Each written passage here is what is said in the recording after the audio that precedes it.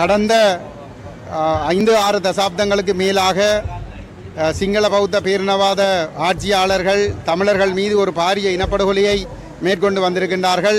இந்த காலப்பகுதியிலே அவசர கால சட்டம், பயங்கரவாத தடை சட்டம் போன்ற கொடூர சட்டங்களை பயன்படுத்தி பல்லாயிரக்கணக்கான இளைஞர்களையும் யுவதிகளையும் சந்தேகத்தின் பேரிலே கைது செய்து காணாமல் ஆக்கியிருக்கின்றார்கள்.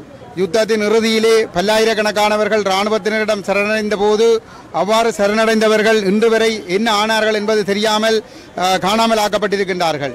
இவ்வாறு ஸ்ரீலங்கா ஆயுதப்படைகளினாலே ஸ்ரீலங்கா இராணுவம், கடற்படை, விமானப்படை மற்றும் ஸ்ரீலங்கா காவல்துறையினர், விசேட அதிரடிப்படையினர் என்று அனைத்து பாதுகாப்பு துறை சம்பந்தப்பட்டவர்களாலும் தமிழர்களுக்கு எதிராக சட்டவிரோதமாக மேற்கொள்ளப்பட்ட கைதுகள், கடத்தல்கள், சித்திரவதைகள், காணாமல் செய்தல்கள் போன்ற சம்பவங்களுக்கு நீதி கேட்டு நாளைய தினம் வடக்கு கிழக்கு வலிந்து காணாமலாக்கப்பட்ட உறவுகளாலே ஒரு மாபெரும் போராட்டம் நடத்தப்படுகின்றது. வடக்கிலும் கிழக்கிலும் நடைபெறுகின்ற இந்த போராட்டத்திற்கு தமிழ் தேசிய பேரவை, தமிழ் தேசிய மக்கள் முன்னணி எங்களுடைய முழுமையான ஆதரவை நாங்கள் தெரிவித்துக் கொள்கிறோம். இந்த போராட்டங்களிலே தமிழ் மக்கள் பல்லாயிரமாக திரண்டு இந்த போராட்டத்திற்கு வலி சேர்க்க வேண்டும். எதிர்வரும் செப்டம்பர் மாதம் ஐக்கிய நாடுகள் மனித உரிமைகள் பேரவை கூட்டத்தொடரிலே இலங்கை தொடர்பாக ஒரு புதிய தீர்மானம் பெற இருக்கின்றது.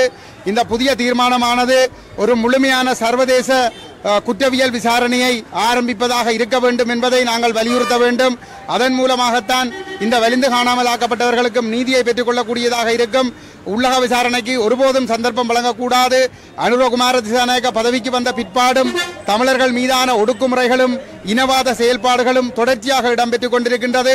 இன்னமும் அரசியல் கைதிகள் சிறைகளில் வாடுகின்றார்கள். கொடிய பயங்கரவாத தடை சட்டம் இன்னமும் நடைமுறையில் இருக்கின்றது.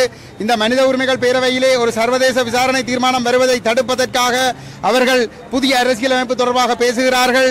அரசியல் பயங்கரவாத தடை சட்டம் நீக்கப்பட என்பது தொடர்பாக பேசுகிறார்கள். இதெல்லாம் சர்வதேசத்தை ஏமாற்றுவதற்கான ஒரு நடவடிக்கை.